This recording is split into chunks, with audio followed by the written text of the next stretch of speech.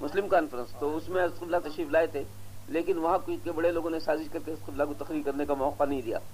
تو حضرت قبلہ جب آگے تشریف رکھے تھے اپنے پورے لباس میں اسی انداز میں، تو وہ دیکھ کر ہمارے عثمان نذیر صاحب کے بھائی خضر محمود صاحب، جن کو حضرت قبلہ نے خضر راہ لکھا ہے، حضرت قبلہ کے چہرے پر نظر ڈالی، کچھ ایسا تاثر ان کے اندر پیدا ہوا کہ وہ حضرت قبلہ سے مل کر بولے آپ یہاں سے 12 میل پر ہمارا وطن ہے آلدور، آپ تشریف لانا، ضرور آتا ہوں. بس حضرت قبلہ کو تو بس ذرا اطلاع اور بھنک ملنی بس تھی. جب یہ تو بڑے تفصیلی حالات ہیں، کس ستیہ بیجوں نوڑکن تو برطانوی گرور آیا، جو آپ کی خصوصیت لکھی ہے کالگنان میں کہ سچے بیجوں کو ڈھونڈنے کے لیے بڑی مشقتیں اٹھا کر گئے. تو وہاں لے گئے صاحب اللہ کو. جب عثمان نذیر صاحب مل گئے ملاڑ میں، یہ بات آپ کو بتا دوں کہ میسور اسٹیٹ میں مائی افتخار 2 ہستیاں تھیں ملاڑ کی آلدور کی، ایک عثمان نذیر صاحب، دوسرے ان کے چچا حکیم حیدر صاحب. علم میں، فضل میں، عربی میں، فارسی میں، سمجھا، مسنی میں، مولانا رومی میں، گلستان بستان میں، غرض کے دنیا کے اس دور کے جو علوم متداولات تھے ان میں یہ طولہ رکھتے تھے یہ دونوں، مگر وہ چچا تھے یہ بھتیجے. جیسے میں نے کہا ادب اور احترام کا لحاظ کرتے ہوئے بھتیجے کو چچا کی محفل میں بیٹھنے کی اجازت نہیں تھی، بیٹھتے بھی نہیں تھے، لیکن صرف علم و فضل کی وجہ سے چچا کے ساتھ بھتیجے برابر بازو سے بازو بیٹھ کر کے مسائل میں گفتگو کرتے. حضرت قبلہ کو لے جا کر خضر صاحب اپنے گھر میں اتارے، وہی نذیر صاحب کا گھر تھا بھائی کا. 15 دن مسلسل حضرت قبلہ تشریف فرما رہے. تو چچا اور بھتیجے دونوں مل کر، جن کو کہ یہ امتیاز حاصل تھا کہ اس علاقے میں ان کے ٹکر کا کوئی عالم نہیں، سمجھا آپ نے، ہر حیثیت سے ان دونوں نے 15 دن رات میں اور دن میں خلوت و جلوت میں حضرت قبلہ کے عمل کو دیکھا، کردار کو دیکھا، تقویٰ و طہارت کو دیکھا، تہجد گزاری کو دیکھا، اور ان کے نشانات دیکھے. ان کا غیر مسلموں میں، کیونکہ وہ کرناٹک علاقہ ہے، خاص دعویٰ تھا چندر شیکھر کا اسی علاقے کے لیے، ان کے تقاریر سنی، تمام حالات کو دیکھنے کے بعد 15 دن گزرنے کے بعد دونوں چچا بھتیجے تقریر میں گفتگو کرتے ہیں. اس واقعے کا خود عثمان نذیر صاحب نے مجھ سے بڑے اس کے ساتھ اس رات میں ذکر کیا ہے اور مجھے واقعہ بالکل ازبر ہے. تو فرماتے کہ چچا اور بھتیجے میں تنہائی میں گفتگو ہوتی ہے، پوچھتے چچا کیا خیال ہے آپ کا ان کے متعلق، حضرت کے متعلق؟ بولے بھتیجے تم کیا کہتے ہو؟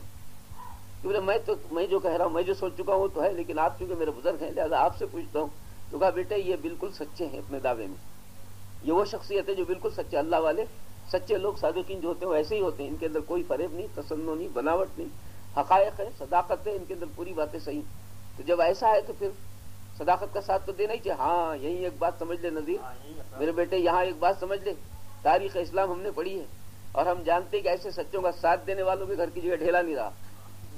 سمجھ گئے؟ اب یہ تاریخ حیدر صاحب کہتے ہیں چچا اور بھتیجے رات بھر گفتگو ہوئی ہے، رات بھر گفتگو ہوئی ہے دونوں کی طرح، ایسے سچے لوگوں کا ساتھ دینے والوں کے گھر کی جگہ ڈھیلا نہیں رہا. ان کا خاندان بھیک مانگنے کے لیے نکلا ٹھکرے لے کر. تو نذیر ہم یہ نہیں کر سکتے، ہم ملاڈ کے رہنے والے، آرام کے ساتھ کھا پی کے جینے والے، اس بزرگ کی عزت کرو، احترام کرو، چندے دو، جلسے کراؤ، تم ان کا لٹریچر چھپاؤ، خدمت، لیکن بیعت نہیں کرنا بیٹا، بیعت کرے کہ گئے برباد ہو گئے. نذیر صاحب نے کہا چچا جب آپ یہ سب فرما رہے ہیں، جبکہ قرآن کہتا ہے والذی جاء بالصدق وصدق بہ فاولئک هم المتقون، وہ شخص جو صدق لے کر آتا ہے اس کی تصدیق کرنے والا ہی متقی ہے، پرہیزگار ہے. اس سے بڑھ کر بہتر موقع کیا ہے؟ یہ قدرت نے خود کھینچ کر لایا ہے. شاید ہمارے بزرگوں کی کچھ دعائیں ان کی خدمات کی جلیلہ تھی، اس کے نتیجے میں ایسا وجود ہم کو گھر بیٹھے مل گیا ہے. اگر اس نعمت کو ہم گنوا دیتے تو ہم سے بدترین کوئی شخص نہیں ہوگا. میں تو اس بات کو نہیں مانتا، اس پر حیث بس ہوتی ہے. آ کر حکیم حیدر صاحب اڑ جاتے ہیں کہ مجھے معلوم ہے کہ اگر تو نے بیعت کر لی، تیرے اثر سے میری قوم کے نوجوان، میرے خاندان کے افراد سب تیرے پیچھے چلیں گے. نتیجہ اس کا ہوگا کہ وہ برباد ہو جائیں گے، ان کی گھر کی جگہ ڈھیرا نہیں رہے گا. میں ان کی بربادی دیکھنا نہیں چاہتا.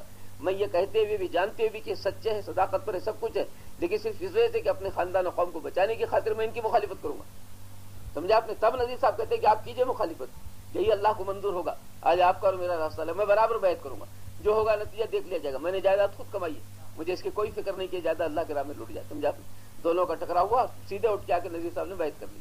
بیعت کرتے شکر صاحب آئے، عثمان صاحب آئے، عبدالعزیز صاحب آئے، فلاں جوان لوگ نہیں رکھتے، نوجوان لوگ، سمجھے آپ نے، جس کے متعلق قبلہ نے ایک ہی شعر میں نشاط اخرى میں اس کا نقشہ کھینچا. مال دینے میں تو ملاڑ کے اول نکلے، جان دینے کو بھی آئے وہ کمر کس کس ہے.